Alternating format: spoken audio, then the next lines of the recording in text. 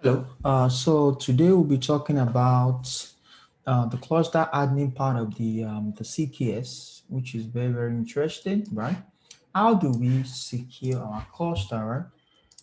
Now, if you look at the first part simply talked about, okay, things like, uh, simply talk about, well, yeah, talk about like how do we secure our cluster. For example, if we start with the API server, right, a couple of things that need to be in place for the API server. One of those things is that the anonymous auth should be set to false so that you know non-authenticated user can't even know what's going on. They don't even know. They can't even tell what is going on in the cluster. You can't make requests or even have an option to make a request. So by setting it to false kind of makes sense, right? That should be done in the cluster. And if you do that, I'm going to show you what you're going to get. Now, the next one also is, let's talk about, a couple of things that should be set in place. The insecure port option should be disabled. Right, by disabling the insecure port option, that means that even no one can make requests on the node on the API server node itself directly to this port, right? Because and one of the danger of the insecure option is that request bypass authentication authorization model. You don't really want this. This is usually intended for like testing, but in a cluster whereby security is of utmost importance, right? Allowing an administrator or a user to just jump on a node and start making requests to the port 8080, which is the insecure port. It's a terrible idea. So this should be disabled. Now, how do you disable that? It's actually been disabled by setting it to zero. If you set it to zero, boom, it's going to be disabled. I think in the next couple of releases, it's going to get removed. I think. Not really sure. I think there's a plan to remove this. Right. So these are like some of the things that they can ask you on the exam, like, how do you secure your cluster? The API server, those two options. Yeah. And also your API server authorization mode should use RBAC, use RBAC, right?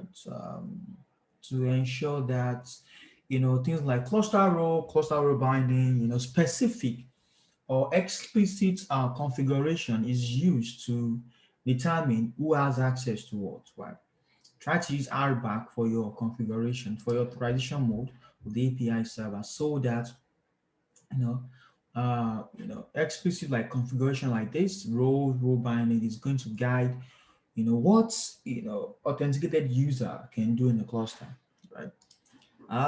Yeah, so those are like some of the things that you can do. And one of the major one is also the service account. Man, the service account, this is a problem because the service admission controller, of course, make sure that service account admission controller make sure that each namespace has a default service account, and that service account is it's set with auto mount service account token equals to true. You don't really want this. So what you can do is you can actually set this to false instead of true so that it doesn't get auto mounted to pod. Because pods that have default service accounts can actually make requests to the API server. You can talk to the API server like, hey, I have this access to service account. Please, now that I have access, I can talk to you because this service account get auto-mounted on port, right? But you don't want that, so you can set this to false. On You can set this value to false on the default one, I think. Yeah. Now this is not. I wish there's a better way to do this because for this to take place, you have to edit the default service account, and you have to change the value of auto-mount service account token to false. It's true by default. I wish there's a better way to do that. You can write your own custom. You can write your own custom uh, admission controller to make sure that this particular service, default service account in a namespace is not does not have auto-mount service account equals to true. It's false. or you can have a permission controller. I wish there's a better way. I know that right now there's been like a lot of discussion. There's been like a lot of discussion on GitHub. You can see people asking, "Oh, how do we how do we make sure?" You see, it's a lot of things.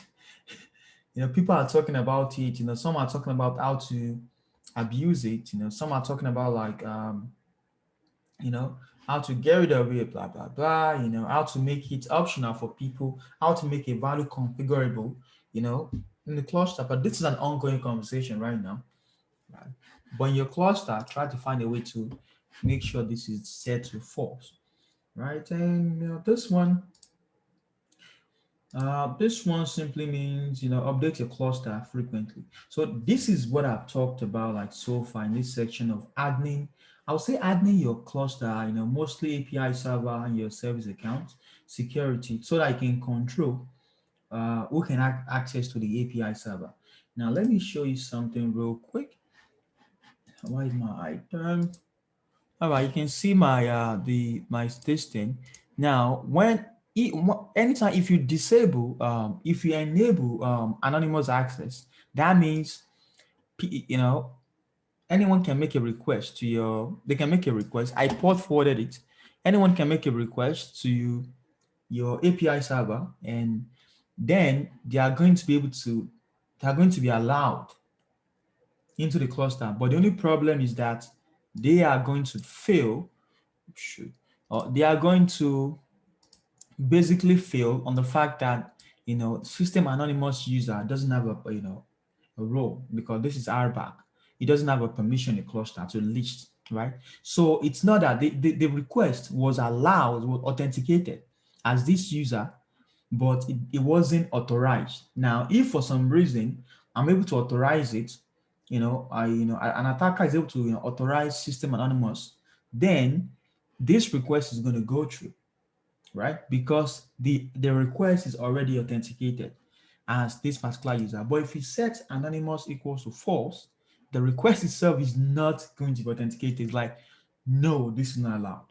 That is why it's advisable for you to do that. And if you look at this, in your API server, you set insecure port into 0 so that insecure port is not running, blah, blah, blah. And this is your authorization mode. Right? Make sure, try to use RBAC for your authorization. Yeah, authorization. Yeah, in your cluster. So those are like some of the things that you can do to really add in your cluster, right? Yeah, that's it for now, and I'll see you next time.